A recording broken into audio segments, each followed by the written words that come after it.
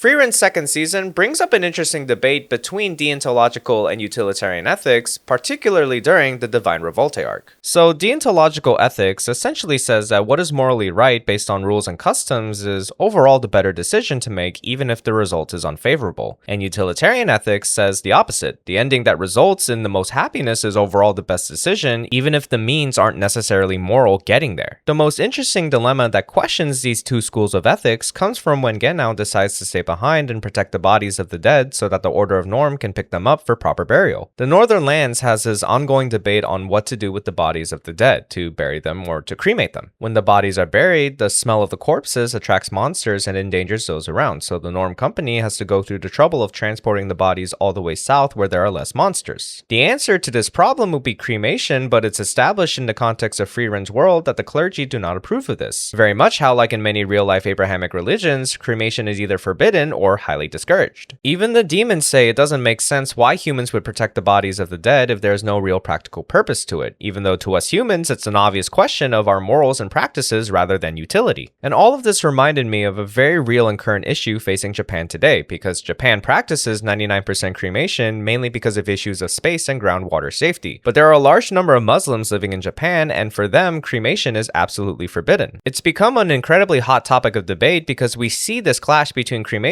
the utilitarian standpoint that logistically makes sense, and the right to bury, which many would see as a basic human right to be able to respect their dead as according to their religion with a sense of dignity. Frieren, ultimately, is a story about what makes humanity, what makes life something worth living, what questions come with the sanctity of life, our capacity to feel remorse, our compulsion to respect the dead, our desire to try and follow practices to honor them as best we can, though they're not logistically practical, they are part of what makes us human. And so the series seems to take this position that it's not worth giving up that part of our humanity for the sake of utility. That our emotional impulses and moral outlook for something as sacred as respect for our dead is ultimately worth keeping.